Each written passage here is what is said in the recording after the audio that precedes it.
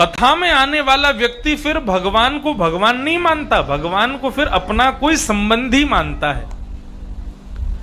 कथा सुनने वाला व्यक्ति 7 दिन के बाद फिर ठाकुर जी को या तो अपना भाई मानेगा, या अपना मित्र मानेगा, या अपना सखा मानेगा, या हम अपना कुछ ना कुछ संबंध तो ठाकुर जी से निश्चित बना लेगा, और बनाना भी चाहिए।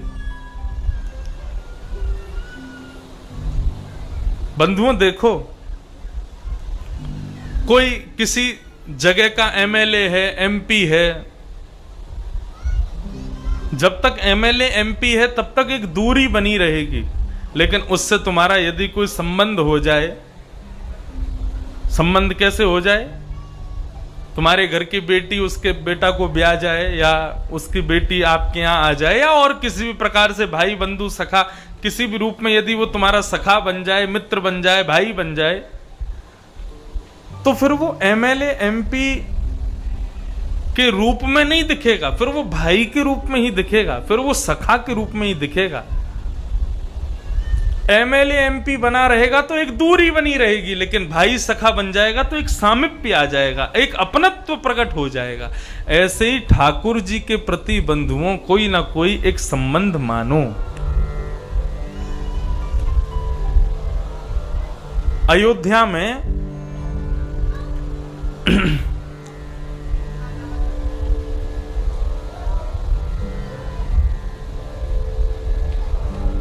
एक ब्राह्मण हुए, उनका प्रादुर्भाव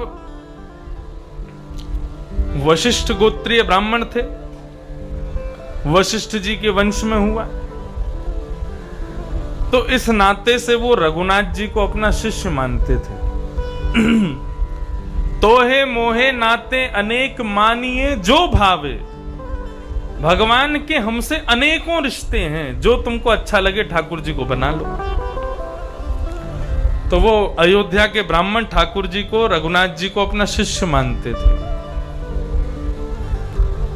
नित्य ठाकुर जी की सेवा करते, और सेवा करने के बाद में फूल माला को अपने गले में पहनते, और अपने गले में पहनने के बाद में अपनी प्रसादी बना करके ठाकुर जी को पहना देते। बंधुओं, हमने यदि माला अपने गले में पहन ली तो हम उसके बाद उस माला को उसी को पहना सकते हैं जो हमसे उम्र में, ज्ञान में, किसी भी रूप में यदि छोटा होगा तो ही हम उस माला को पहना सकते हैं। अपने गले की माला अपने से बड़ों को नहीं पहनाई जाती। कई बार ऐसा होता है कि मंच पे लोग आते हैं प्रणाम करने के लिए, हमको माला पहनाते हैं, तो हमारी आदत है हम माला पहनते नहीं, हम एक ही माला पहनते हैं, बस वो मोंगरा की माला। मोंगरा समझते हैं? बस उसी की माला बढ़िया लगती है मुझे, बाकी माला हमको भारी भारी लगती, तो इसलिए हम पहनते नहीं। पतली मोंगरा की माला, और कोई माला पहना है तो हम थोड़ी देर पहन के फिर अपने गले से उतार के उसी को पहना देते हैं आशीर्वाद के रूप में। लेकिन कई जगह भले आदमी हमने अपने गले की माला पहनाई, वो अपने गले में पहन के फिर हमको पहना देते हैं, लो पहन लो आप। कल एक भैया हमारे संग आ रहे थे, उनको हमने अपने गले की माला पहनाई, उन्होंने अपने गले से उतार के भागवत जी को पहना दी। ऐसे ऐसी विलक्षण बड्डन मूर्तियां हैं हमारे यहाँ, अपनी गले की माला भागवत जी को पहना दी।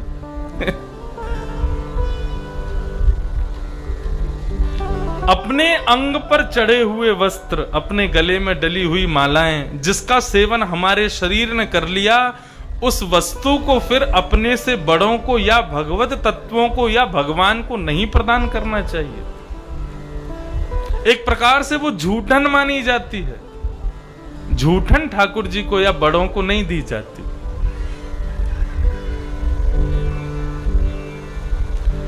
लेकिन अयोध्या के वो संत ठाकुर जी को अपना शिष्य मानते थे, इसलिए शिष्य को तो अपने गले की माला पहना सकते हैं गुरुजन, तो रोज माला पहन करके ठाकुर जी की सेवा करते और फिर अपने गले की माला उतार करके अपने ठाकुर जी को पहना देते। वो ये बोलते मेरा शिष्य है, भगवान को शिष्य मानते। एक दिन कुछ संत आए, संतों ने जैसे ही ये दृश्य देखा तो महाराज अयोध्या में बड़ी निंदा हुई उनकी। बोले आप अपने गले की प्रसादी माला रघुनाथ जी को पहना देते हो, कितना बड़ा अपराध करते हो। तो वो बोले अरे भैया तुम नहीं जानते, रघुनाथ जी मेरे शिष्य हैं, तो अपने शिष्य को तो गुरु अपने गले की माला पहना ही सकता, मैं इस भाव से पहनाता हूं।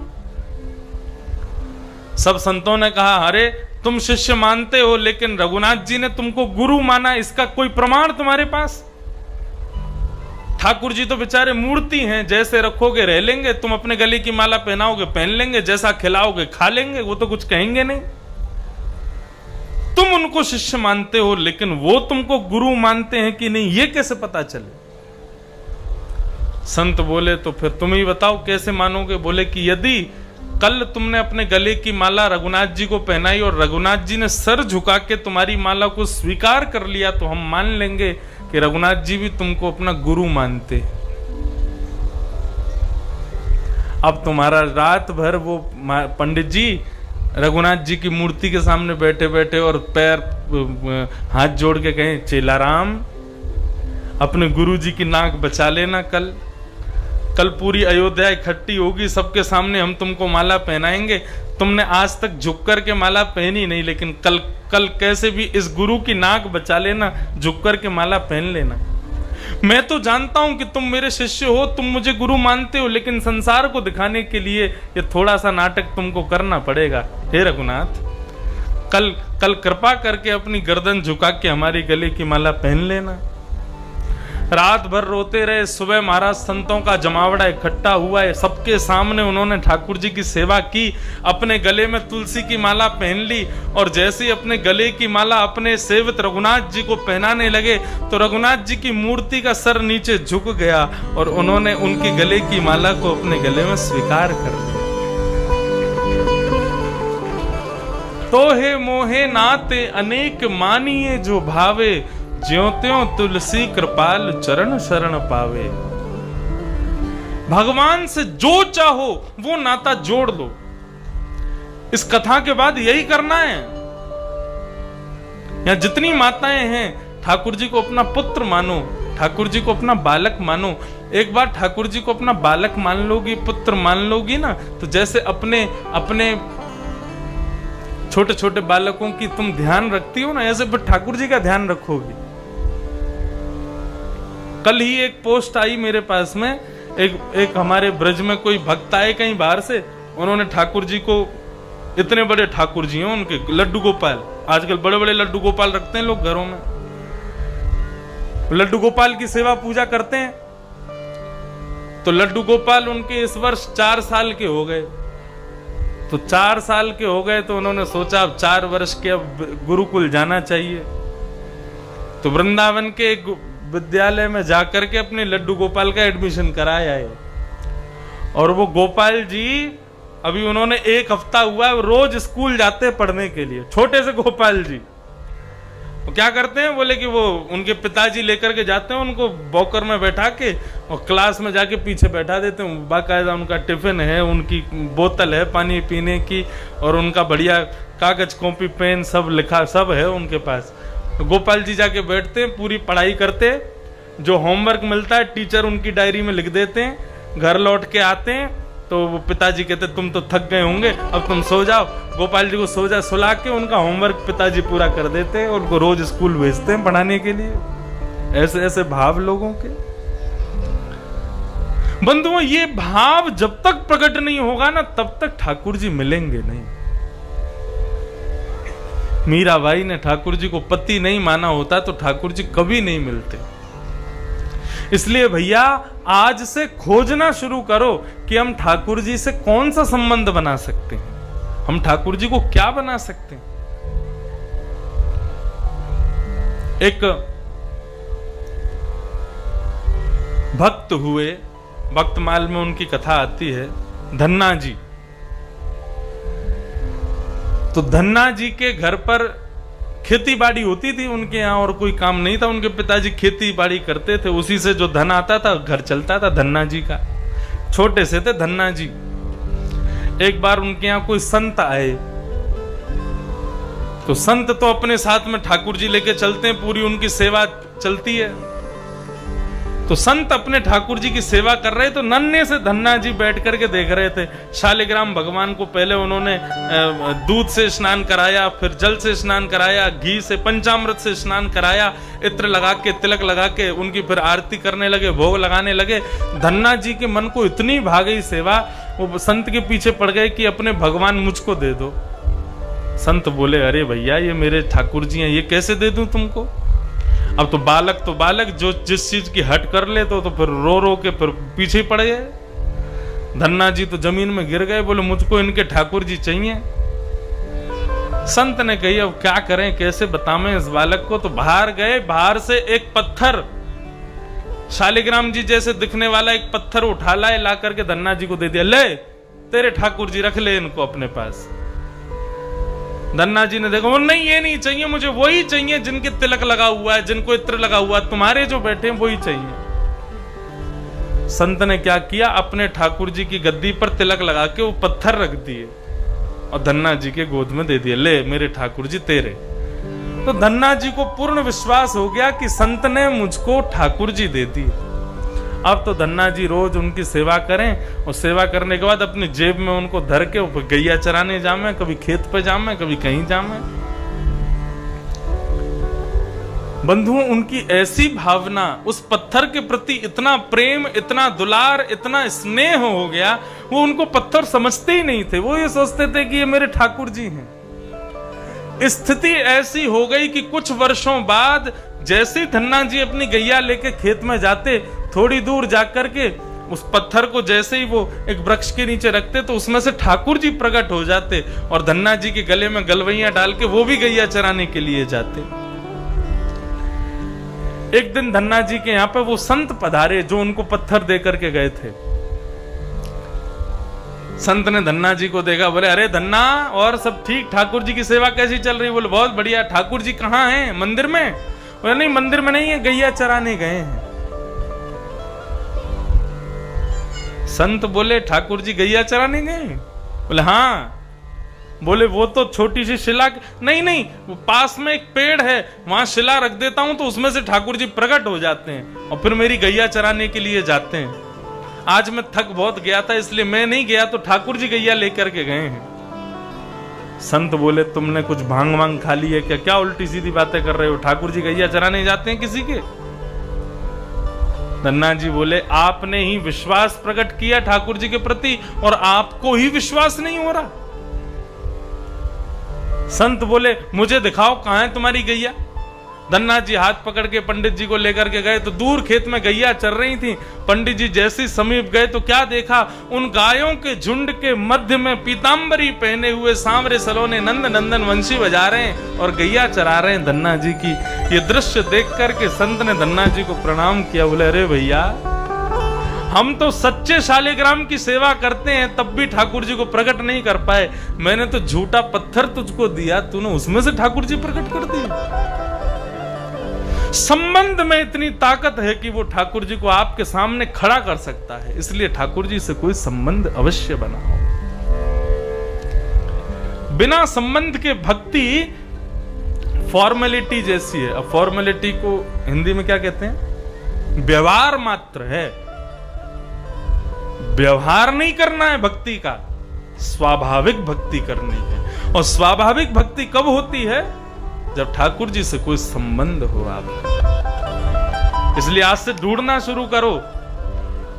जिस संबंध का अभाव तुम्हारे जीवन में हो ना, वही संबंध ठाकुर जी से बना लेना।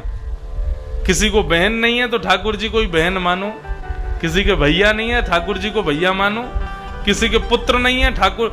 लोग कहते हैं महाराज हमारे बेटा का ब्याह हुआ, ब्याह को 10 साल हो गए लेकिन उनके यहाँ पुत्र नहीं हुआ, हमारी बहू में कोई कमी है। अरे बहू में कमी नहीं है।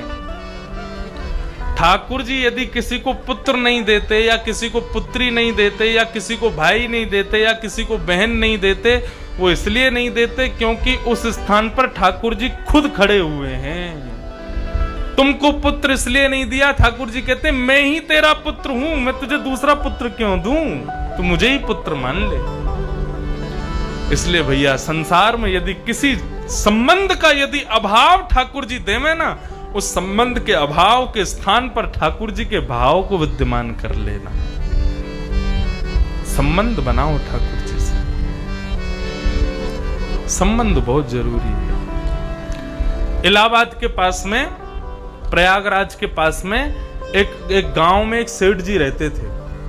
उनकी भी बहुत बड़ी खेती बाड़ी थी। सेठ सेठानी दोनों रहते थे। उम्र हो गई 70 साल, लेकिन अभी तक कोई संतान नहीं थी। तो गांव के सब लोगों ने एक दिन पंचायत में बैठे थे, तो सेठ जी से कहा, सेठ जी तुम्हारी इतनी एकड़ों जमीन है, तुम्हारे संतान तो कोई है नहीं, तुम्हारे आगे वंश में कोई है तो है नहीं। सेठ जी बोले, क्यों नहीं है? गांव के लोग बोले, कौन है तुम्हारे घर पर? तो अपने घर पर लेकर के गए तो छोटे से ठाकुर जी का एक मंदिर बना हुआ था। उनका नाम था कुंज बिहारी। बोले, ये है मेरे बेटा, कुंज बिहारी मेरा बेटा है, मेरी सारी संपत्ति इसी की है, मेरा सब कुछ इसी का है, ये मेरा बेटा है। तो गांव के बड़े बुजुर्ग सब हंसने लगे। बोले, अरे सेठ जी, आपकी भावना को प्रणाम करते हैं कि आप ठाकुर जी को अपना पुत्र मानते हो, लेकिन हम तो ऐसा कहेंगे एक बालक गोद ले लो। क्यों? 70 साल के आप हो गए, 10-20 साल में आपका काम पूरा हो जाना है, आपको जाना पड़ेगा। संपत्ति तो ठाकुर जी के नाम कर जाओगे, लेकिन तुम्हारा अंतिम संस्कार कौन करेगा? सेठ जी बोले, तुम लोगों का कौन करेगा? बोले, हमारे तो बेटा हैं, वही करेंगे। बोले, जैसे तुम्हारे बेटा तुम्हारा संस्कार करेंगे, ऐसे ही मेरा कुंज बिहारी मेरा संस्कार करेगा। मेरा कुंजो बेटा मेरे संस्कार करेगा। गांव के लोग हंस हंस के वहां से चले जाते। सेठ जी की बात सुन के बोले, ये बेचारे सेठ जी, इनको खूब समझाया लेकिन मानते नहीं है।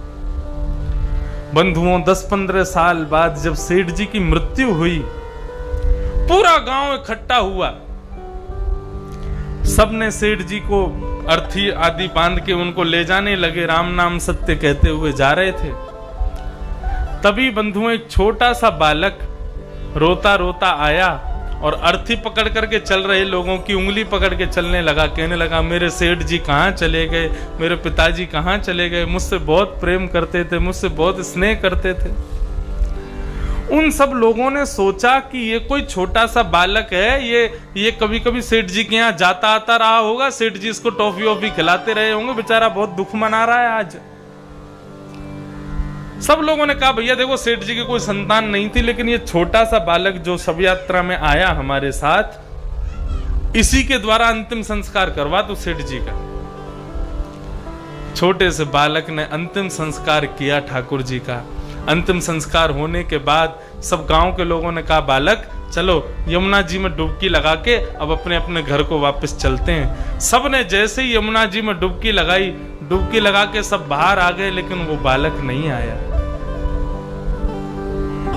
आपस में गांव के लोग चिंतित हो गए, अरे भैया वो बालक कहाँ गया, बाहर आया क्या? बोले, नहीं, बाहर नहीं आया, डुबकी लगाई उसके बाद मिला ही नहीं। भीतर जाकर के नदी में खोजना शुरू किया, लेकिन दूर दूर तक कहीं वो बालक दिखा नहीं।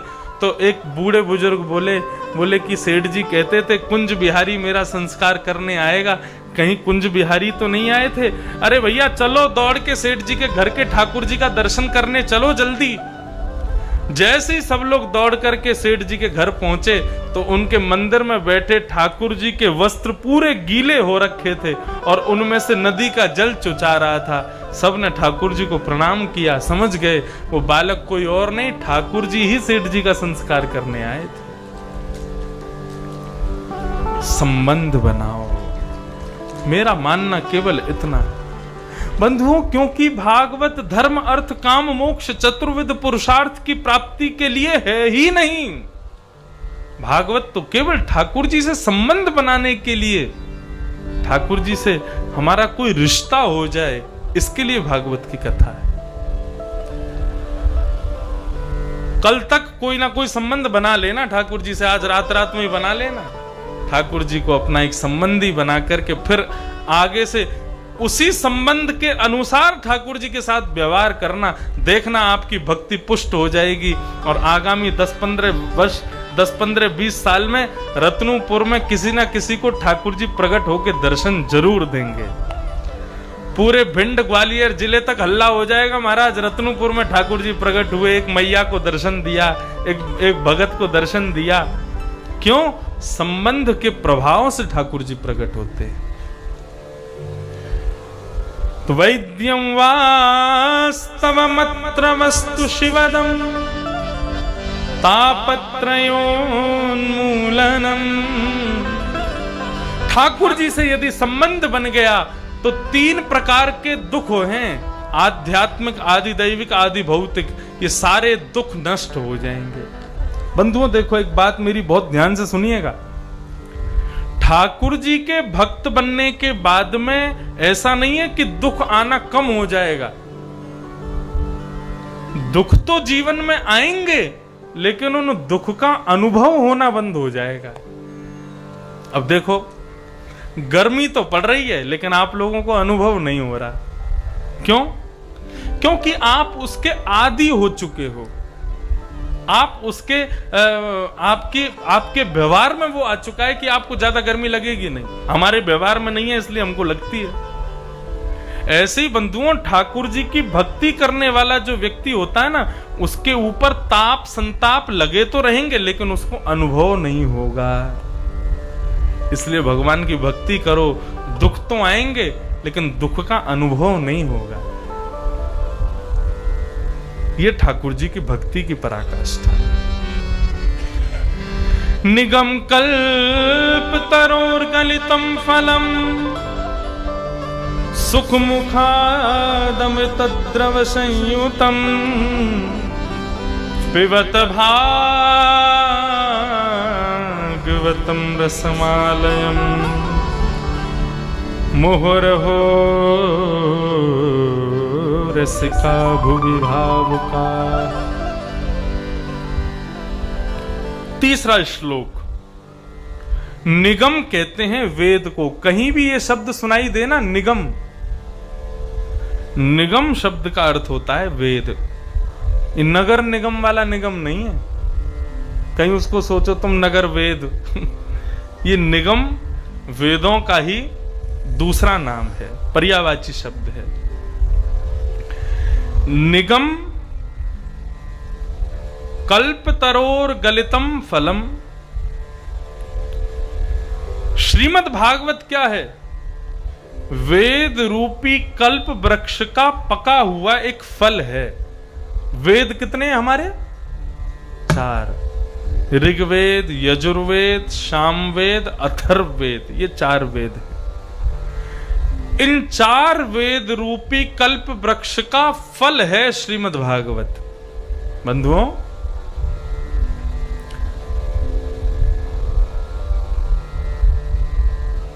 भूख लगने पर सेब खाया जाएगा या सेब का वृक्ष खाया जाएगा? बताओ।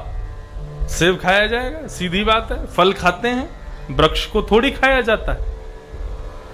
ठीक वैसे ही हमारे भीतर प्रकट हुए विकारों को दूर करने के लिए वेदों का आश्रय नहीं लिया जाता, वेदों के फल श्रीमद् भागवत का आश्रय लिया जाता है। जबकि भागवत का जन्म वेदों से ही हुआ है, वेदों का ही सार प्रकट हुआ है भागवत के रूप में। निगम कल्प तरोर गलितम फलम सुख मुखाद अमृत द्रव संयुतम। ये वेद रूपी कल्प वृक्ष का पका हुआ फल है और सुखदेव जी के मुख लग जाने से अमृत तुल्य हो गया है। सुखदेव जी कौन है? सुख यानी तोता। तोता जिस फल में मुख लगा देता है वो मीठा हो जाता है, कड़वा भी होगा तो भी मीठा हो जाता है। लेकिन बंधुओं, यदि तोता मीठे फल में मुख लगा दे, कड़वे फल में मुख लगावे तो मीठा हो जाता है, लेकिन मीठे फल में मुख लगा दे तो मीठा फल तो अमृत हो जाएगा। श्रीमद् भागवत पहले से ही मीठी हैं, लेकिन सुखदेव जी के मुख लग जाने से अमृतद्रव संयुतम, ये अमृत के समान हो गए हैं। इसलिए भैया कहते हैं भागवतकार, पिबत भागवतम रसमालयम। भागवत की कथा को सुनो, ऐसा नहीं कहा गया। क्या कह रहे हैं? इस भागवत की कथा को पियो। आप कहोगे महाराज जी ये पेय पदार्थ थोड़ी है, ये तो श्रवण पदार्थ है, इसको पिया कैसे जा सकता है। बंधुओं, इसके पीछे बड़ी रिसर्च हुई, तब जाके पता चला कि भगवान ने हमको जो कान दिए हैं ना, सुनने वाली वस्तु तो भीतर है, लेकिन ये बाहर का ढांचा भगवान ने क्यों बनाया बताओ, इसका क्या प्रयोजन है, ये क्यों बनाया भगवान ने। यदि मैं ये दोनों कटवा दूं तो क्या मुझे सुनाई नहीं देगा, सुनाई तो देगा। भगवान ने ये एक्स्ट्रा इतनी बड़ी खाल निकाल करके ये क्यों बनाया, इसका क्या मतलब है। 2-3 कारण निकल के आए। पहला कारण, यदि भगवान ने ये नहीं बनाया होता तो विद्यालय में जब काम पूरा नहीं करते तो अध्यापक क्या मरोड़ते, नाक तो घुमाते नहीं, तूने काम नहीं किया आज। कान तो सबके पकड़े होंगे अध्यापकों ने, ये मरोड़ दें महाराज। कई अध्यापक तो ऐसे यही को समोसा बना दें, घुमा के ऐसा लाल कर दें यार। और कई अध्यापक ऐसे आते हैं, इसको पकड़ के ऊपर उठाते हैं, खींच देते हैं यूं।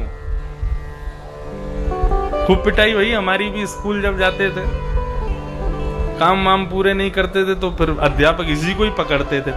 तब ऐसा लगता था ये कान भगवान ने इसीलिए बनाया, कान सुनने वाला तो भीतर है, ये बाहर का ढांचा क्यों बनाया। भगवान ने नहीं बनाया होता तो अध्यापक पकड़ ही नहीं पाते। पहला कारण तो शायद अध्यापक पकड़ सकें इसलिए भगवान ने बनाए। दूसरा, यदि भगवान ने कान नहीं बनाए होते तो चश्मा कहां पर टिकाते तुम। चश्मा कहां टिकता है, इसी पे टिकता है। यदि कान नहीं होते तो नाक पे अकेली पे चश्मा कैसे टिकता है। यहां पे 2 कील ठुकवानी पड़ती, फिर उनमें चश्मा बांधना पड़ता। ये तो थे 2 व्यंग के कारण, लेकिन असली कारण अब पूछो, ये भगवान ने कान का बाहर का ढांचा क्यों बनाया। इस बाहर के ढांचे की आकृति देखो, आकृति कैसी है, एक दोने के जैसी है, बीच में गोल है और चारों तरफ से जैसे दोना होता है ना, खीर जिसमें पीते हैं, बढ़िया आमरस जिसमें पीते हैं, आहा मुंह में पानी आ गया, आम का पना जिसमें पीते हैं, छाछ जिसमें पीते हैं, रबड़ी जिसमें खाते हैं, और क्या चिन्नामृत जिसमें पीते हैं। तो वो दोना, वैसे ही दोना बनाया ठाकुर जी ने। अब दोना खाली रहे तो उसकी शोभा थोड़ी है, दोना में कुछ तो भरना चाहिए। अब इस दोने में यदि तुम खीर भरोगे, इस दोने में तुम रसमलाई भरोगे, इस दोने में तुम छाछ भरोगे तो ये ब्लॉक हो जाएगा, सुनाई और नहीं देगा। ये दोना भगवान ने दिया, बोले क्यों दिया, बोले कथा रूपी रस को इन दोनों में भर भर के पियो, कान से पियो इनको, पिबत भागवतम रसमालयम मोहर हो रसिका भुवि भावुका। ये कान रूपी श्रवण पुटेषु समृतम, श्रीमद् भागवत में शब्द आया, इनको क्या कहा गया, श्रवण पुट। संस्कृत में बाहर के, देखो श्रवणेन्द्रिय तो भीतर है, बाहर के इस ढांचे को कहा गया श्रवण पुट, यानी कि सुनने वाला दोना। इस दोने में ये मीठी मीठी कथा है, इस कथा रूपी रस को इस दोने में भर भर के कान के छिद्रों से पियो। पीने का मतलब अपने भीतर उतारो। एक मूर्तिकार ने 2 मूर्ति बनाई, दोनों मूर्ति समान वजन की, समान दिखने वाली, लेकिन एक 500 की, एक 5000 की। प्रदर्शन करने में जब देखने वाले आए तो उन्होंने पूछा कि भैया ये दोनों मूर्तियों में अंतर क्या, बोले एक 500 की, एक 5000 की। कौन सी 500 की, कौन से 5000 की, बोले वो तुमको बताना है। सब उठा उठा करके देखें, वजन भी समान है, सब कुछ अच्छा है, सब कुछ ठीक है, फिर एक 500 की, एक 5000 की कैसे, जब एक जैसी मूर्ति है तो इतना अंतर क्यों। तभी एक संत आए, उन संत ने एक कुशा निकाली और एक मूर्ति के कान में डाला, यहां से डाली तो यहां से कुशा बाहर आ गई, बोले ये 500 की है। और दूसरी मूर्ति के कान में कुशा डाली तो यहां से जाकर के मुड़ के वो भीतर चली गई, बोले कि ये 5000 की है। जो व्यक्ति कथा यहां से सुन के यहां से निकाल दे रहे हैं, उनके मूल्य नहीं है। लेकिन जो व्यक्ति यहां से सुन करके सुन नहीं रहे, यहां से कथा को ले जा करके भीतर उतार रहे हैं, पी रहे हैं, उसको जीवन में ला रहे हैं, उनकी योग्यता है, वो विशेष है। इसलिए कहा गया पिबत भागवतम रसमालयम। और कितना पियो, कब तक पियो? बोले मुहुर्हो रसिका भुवि भावुका। रसिक किसे को कहते हैं? जिसने पहले रस का आस्वादन किया हुआ हो और रस को चखना चाहता हो, उसको रसिक कहते हैं। और भावुक किसको कहते हैं? जिसने रस का आस्वादन नहीं किया लेकिन चखने की इच्छा रखे, उसको भावुक कहते हैं। मतलब जो कथा नहीं सुने वो तो सुनो, और जो सुन चुके हैं वो भी सुनते रहो। कब तक सुनो? बोले मुहर हो, उसकी कोई अवधि नहीं है। जब जब कथा सुनने को मिले खूब सुनो, आनंद से सुनो, खूब सुनो। ऐसी भागवत की कथा है। इस प्रकार 3 श्लोकों में मंगलाचरण किया। सौनकादि ऋषियों ने सूत जी से 6 प्रश्न किए। इन 6 प्रश्नों में ही आगामी 6 दिन की कथा है। किम श्रेय शास्त्र सारः स्वावतार प्रयोजनम, किम कर्म के अवतारश्च धर्मः कम शरणं गतः। 6 प्रश्न किए और इन्हीं में 6 दिन की कथा। अब यहां श्री सूत जी महाराज अपने गुरुदेव को वंदन करते हैं। गुरुदेव को वंदन करते हुए आगे चल रहे हैं।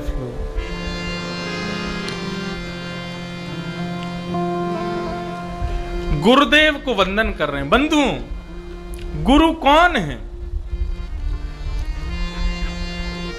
आप में से जितने लोगों ने गुरु दीक्षा ली है, गुरु मंत्र लिया है, वो सब तो बढ़िया है। जिन्होंने अभी तक गुरु मंत्र नहीं लिया, गुरु दीक्षा नहीं ली, वो इन्हीं को ही गुरु मान लो। ये जो पीछे खड़े हैं ना, कृष्णम वंदे जगत गुरुम, लो मिल गया संबंध। कई लोग सोच रहे होंगे हम ठाकुर जी से क्या संबंध बनाएं, तो लो गुरु शिष्य का संबंध बना लो। ठाकुर जी को अपना गुरु मान लो और स्वयं शिष्य हो जाओ। फिर कथा के माध्यम से, कथा वक्ताओं के द्वारा जो भगवान की बातें आपको बताई जामे, उन्हीं को ही गुरु आज्ञा समझ करके उनका पालन करना। कृष्णम वंदे जगत गुरुम, ठाकुर जी को अपना गुरु मान लो। और गुरु कौन है? गुरु वही जो सही राह दिखावे, गुरु वही जो वृंदा विपिन वसावे, जो वृंदावन में बसा दे, वो गुरु है। और गुरु वही जो श्याम से मिलावे, वही गुरु है। वो गुरु नहीं है जो गली गली में गुरु फिरे, हमसे दीक्षा लेओ, स्वर्ग जाओ चाहे नरक में, हमें बस लिफाफा देओ। वो गुरु नहीं है। गुरु कौन? जो ठाकुर जी से मिलावे।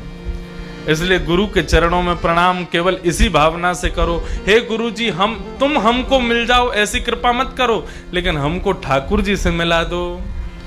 गुरु जी पैया लागू श्याम सो में लाए दीजियो, गुरु जी पैया लागू श्याम से मिलाए दीजियो, गुरु जी पैया लागू श्याम से मिलाए दीजियो, गुरु जी पैया लागू श्याम से मिलाए दीजियो।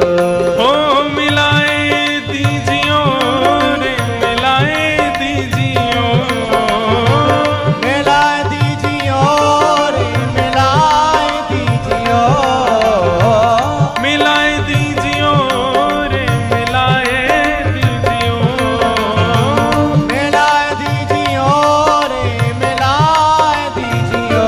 गुरु जी पैया लागू श्याम सो मिलाए दीजियो, गुरु जी पैया लागू श्याम सो मिलाए दीजियो, गुरु जी पैया लागू श्याम सो मिलाए दीजियो, गुरु जी पैया लागू श्याम। सद्गुरुदेव भगवान की करताल बजा।